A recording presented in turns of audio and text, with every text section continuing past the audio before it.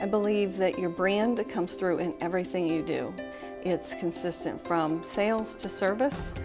It's in your taglines, it's in how you talk to your customers, how you touch your customers, so it becomes who you are. We have to be constantly evolving. Since we are your agents of choice, we need to be listening to the clients to understand what choices they want. By being hyper-local in our community, we have to find ways to be more integrated within everything that's going on within the community. I truly believe that the more we look not like an insurance agency, but more as a trusted community partner, we will earn the respect of the prospects in our community, and they will become raving fans as well.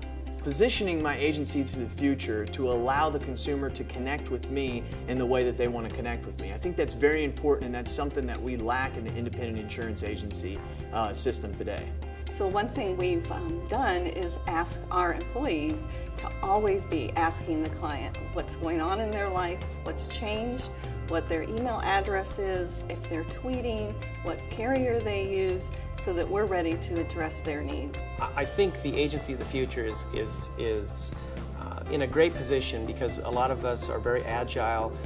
We're able to launch things and test them, and I would encourage any agency to do that. But I think we're also going to need to rely on our carrier partners, the insurance companies.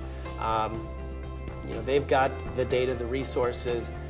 We've had some luck in our agency with having our insurance companies actually help pay for the cost of our digital marketing efforts. I think that goes back to the direction and the leadership and taking time to think and setting a purpose, setting a strategy. If an agency principal says this is how we're going to do business, it flows. The number one method of growth in a bad economy, hiring new producers. Number two method of growth is communicating frequently with clients. It's interesting, I have 3 social media engineers. Their responsibility is to create an image of our agency, who we are, what we are, our identity, brand, and bring it out into the internet world and find people with similar identities and brands that we have. So really, it's my marketing team. I was spending anywhere between $100 to $150 a month advertising on Facebook. Today, I spend $0 advertising on Facebook since September of 2012, and I'm still getting anywhere between 3, 5, 7 referrals or new business clients coming off being online.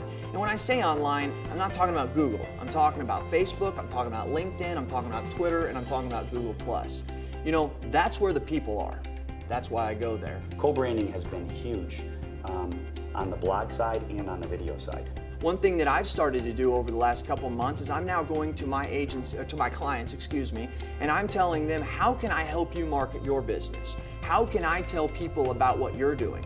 I'm walking into my clients, I just did a produce, a wholesaler, and what I did is we took pictures and did videos, and then we put that together online to make them their own marketing video for absolutely free, just for doing business with JDC Insurance Group. You cannot understand the excitement that that client has when they look at me and say, wow, you did this for us? We do a co-brand blog and a video, and what's happening is he'll also post it on his Facebook page. We'll tag them, and what happens is his people, his friends, are now finding out that they're doing business with us, and they're actually calling us to do business with us. We started a marketing campaign last year in personal lines, and we wanted to look at first-party benefits on a personal auto policy. Let's look at everyone who doesn't have maximum limits. So we went into the system, we did a search on the personal auto form, we looked at the tort option, limited tort versus full tort, and then what the medical coverages were. We gave the list to the CSRs of the clients who didn't have the maximum medical coverages. They quoted them, they called the clients, consulted with them, and I'd say we had about an 80% close ratio on that marketing program. We have opened up 2 offices outside of our own state because we can do it cheaply. With the technology that we have, between the phone system being completely IP driven to the computer system and the speed of the internet, we can open up an office for relatively little money, but have a presence in a community that's halfway around the country. We market nationally. We're, I think, appointed in most of the 50 states, and whether somebody's in Jacksonville, Florida, Las Vegas, Nevada, you know, Upper Peninsula, Michigan, everybody responds to the same sort of thing. They want somebody who's trustworthy, competent, knows what they're talking about, is attentive to their needs.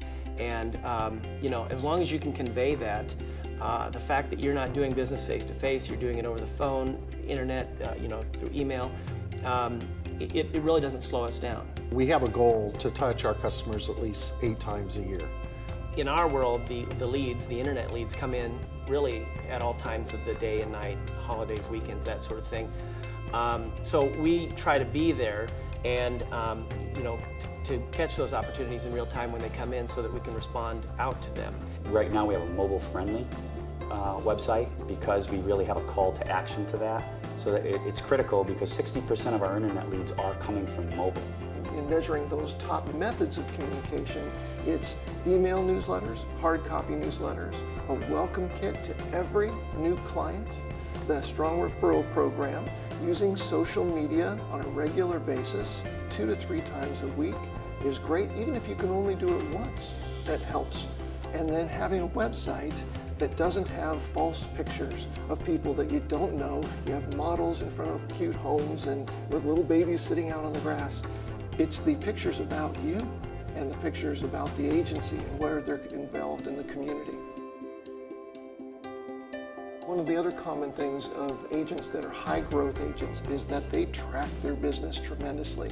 The metrics of the average premium per policy and client and the number of policies per client tell us that we're not only growing in terms of just raw numbers of policies in force, but also we're growing the depth of the relationship. And to us, that's probably the most important marker. We've seen the very best just over 3 policies per client. Great number to strive for, a great goal, but that doesn't happen fast. That moves in tenths of points over months. If I want to advertise to somebody on Facebook who's 30 years old, drives a minivan and watch Desperate Housewives and is a woman, I can target and direct my ads directly to that person because my companies are telling me that that's the type of client I want, no matter what demographic it is. Being able to access that data and utilize that to grow my agency, I can't think of a better power. Data is huge, and I don't think that agents understand the marketing house power that they have in their systems if they would only just go in and look. We actually track a lot of data, and I've become somewhat of a data junkie. I spend most of my day on Google AdWords and analytics, and then watching our quoting pipelines, our engines, and seeing where where people come through and what the costs are. And I view all this stuff in real time, and then I can see the sales pipeline and how that's filling up for our producers. So our marketing firm actually, it's a complete package. We put together what kind of reach we want, what kind of information we want to see back, what kind of hit ratio we are expecting, when we're continually looking at the analytics that come back to us and the zip codes that we want to touch. When you use technology in your business efficiently, it's amazing how you have more time to do other things, like market your business, which creates more new business, which creates dialogue, which helps your retention on renewals. All of these things are important. One of the things that technology has brought to us from, say, a social marketing or from a web presence is this whole sales tracking, this branding. We couldn't do it without technology. Recording calls that come in, being able to tell where the referrals are, getting emails addresses that then we can ultimately do a campaign to sell additional lines of insurance or to make those touches or those contacts with our customers. So with the technology, we're a 9-person agency, and technology is the key to us remaining independent, meeting our ever-increasing carrier volume requirements, because those never decrease, right?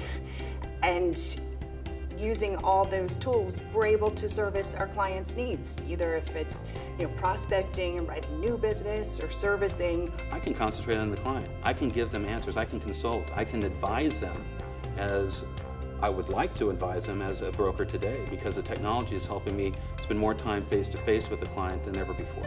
I really think that with technology, we're going to be able to operate anywhere, with cloud technology and access and no paper anymore. and I really see that happening, that there's going to be no reason and there's really not going to be any boundaries.